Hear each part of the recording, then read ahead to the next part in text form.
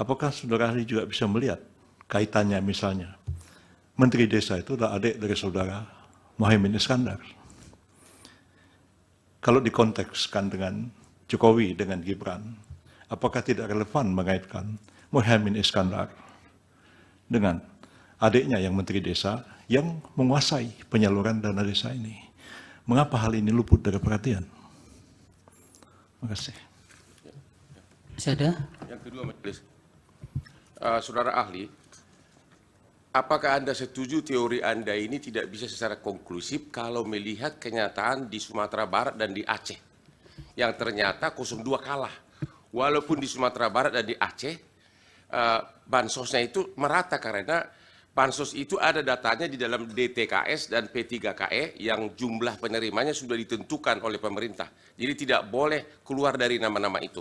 Jadi Aceh, Sumatera Barat juga dapat bansos sesuai dengan proporsi penduduk, tapi kalah 02. Yang kedua, kalau faktor kemiskinan dan bansos dipakai sebagai ukuran seolah-olah mempengaruhi pemilih, hampir semua mayoritas tempat TPS di luar negeri tidak ada bansos, tapi 02 menang.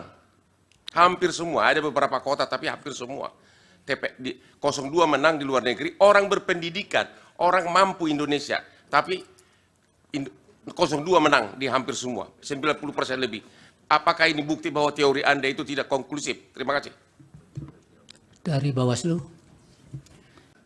Itu juga mungkin berlaku untuk yang lain. Gitu. Ada kepala daerah jika tidak ekuivalen dengan pasangan paslon 1, 2, 3. Nah memang kalau kita mau studinya detail betul, kita harus mengkonsider data-data ke tingkat yang lebih lokal itu. Tapi saya tidak punya data itu, saya hanya punya data yang universal, menggambarkan fenomena ini. Nah, mungkin saya masuk ke Pak Horman tadi ya. Nah ini Sumbar dan Aceh malah 02-nya kalah.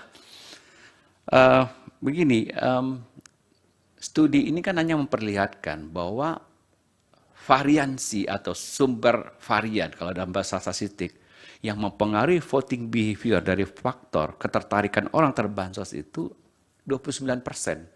Jadi masih ada 71%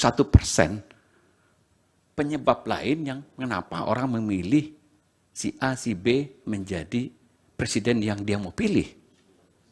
Jadi masih ada faktor lain. Nah, faktor-faktor yang ini sekaligus juga merespon mungkin yang mulia Bu Eni Nurmadingsi bahwa Pak Arsulsani juga bahwa memang masih ada faktor-faktor yang lain, misalnya yang sering dikemukakan dalam studi-studi voting behavior itu penilaian terhadap kandidat. Ya, apakah kandidat dianggap kompeten, punya aspek-aspek positif, kinerjanya bagus, kampanyenya bagus, komunikasinya bagus, dan seterusnya. Juga masalah bekerjanya faktor-faktor sosiologi seperti pertemanan, persukuan. Jadi itu 79% itu. Nah, hanya 21,9% yang disumbang oleh ketertarikan orang dengan bansos. Itu menyebabkan, jadi mungkin di dua tempat itu bekerja faktor yang lain. Gitu. Jadi ketertarikan terhadap kandidat itu. Bisa jadi seperti itu. Jadi ya tidak bekerja faktor-faktor bansos.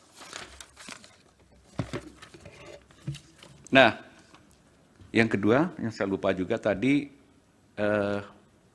Bu Eni, Prof. Eni bertanya apakah misalnya praktek klientelisme itu bisa juga terjadi di negara maju, tidak hanya di negara-negara berkembang. Di negara maju memang banyak juga praktek-praktek pork barrel itu. Download Tribun X sekarang, menghadirkan lokal menjadi Indonesia.